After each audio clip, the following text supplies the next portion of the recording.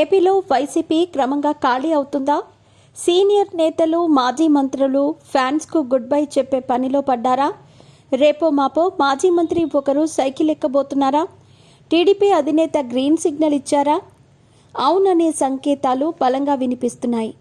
YS ఫ్యామిలీకి అత్యంత సన్నిహితులుగా మెలిగిన కీలక నేతలు ఆ పార్టీకి రామ్ రామ్ చెప్పేస్తున్నారు. ఇప్పటికే మోపిదేవి, బాలినేని శ్రీనివాసరెడ్డి వంటి నేతలు గుడ్ బై చెప్పేశారు. తమ దారి తాను చూసుకున్నారు. మోపిదేవి సైకిల్ ఎక్కేశారు. బాలినేని జనసేన పంచన చేరిపోయారు. మిగతా నేతలు సైతం తలో దారి చూసుకునే పనిలో నిమగ్నమైనారు. నేతలు వెళ్లిపోవటాన్ని ముందుగానే గమనించారు మాజీ సీఎం జగన్. ఈ క్రమంలో సంక్రాంతి తర్వాత జిల్లాల పర్యటనకు శ్రీకారం చుట్టారు. అందుకు సంబంధించి ముహూర్తం కూడా పెట్టేసుకున్నారు. వారంలో 2 రోజుల పాటు జిల్లాల్లో మకాం వేయనున్నారు. ఇటు క్యాడర్, అటు నేతలతో భేటీ అవ్వాలని నిర్ణయించుకున్నారు అధినేత.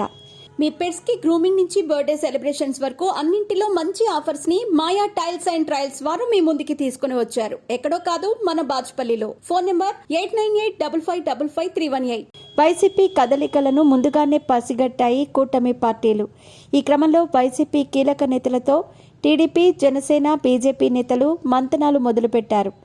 వైఎస్ ఫ్యామిలీకి అత్యంత సన్నిహితుడిగా ఉండే మాజీ మంత్రి ఆళ్ల నాని మరో పార్టీలో చేరేందుకు రంగం సిద్ధమైంది. మాజీ మంత్రి ఆళ్ల నాని 2 నెలల కిందట వైసీపీ జిల్లా అధ్యక్ష పదవికి, ప్రాథమిక సభ్యత్వానికి రాజీనామా చేశారు. ఆ తర్వాత తన ప్రయత్నాలు మొదలుపెట్టారు. టీడీపీ కీలక నేతలతో ఆయన మంతనాలు సాగించారట. ఇటు ముఖ్యమంత్రితో, అటు నారా లోకేష్తో జరిపిన మంతనాలు ఫలించినట్టు సమాచారం. మంత్రివర్గం సమావేశం తర్వాత ముఖ్యమంత్రి చంద్రబాబు సమక్షంలో టీడీపీ తీర్థం పుచ్చుకోనున్నారట ఆళ్ల నాని. ఆళ్ల నాని చేరికను కొందరు టీడీపీ నేతలు వ్యతిరేకిస్తున్నారు.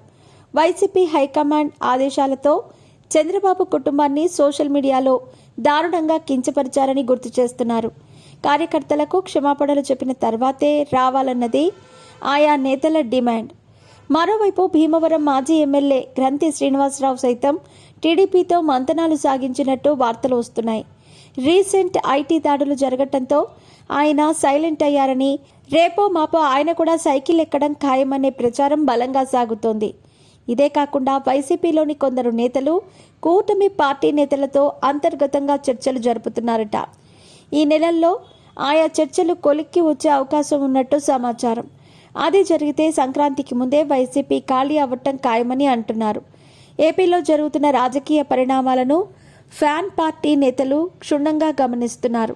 మునిగిపోయే నావలో ఉండే బదులు ముందుగానే బయటపడితే బెటర్ అనే వాదనలో చాలామంది నేతల్లో వినిపిస్తోంది.